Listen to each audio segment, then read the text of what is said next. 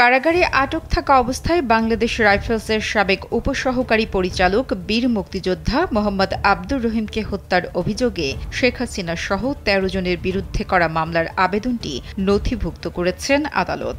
রোববার ঢাকার metropolitan magistrate আখতারুজ্জামানের আদালতে এ আবেদন করলে বাদীর জবানবন্দি গ্রহণ করা হয়।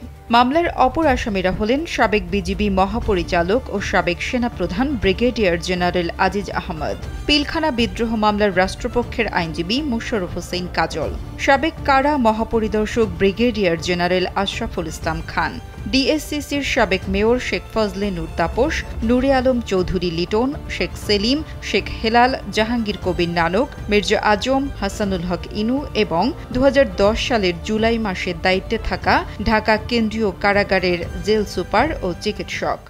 Redmi 13 স্টাইল বানায় দুনিয়া কাঁপায়।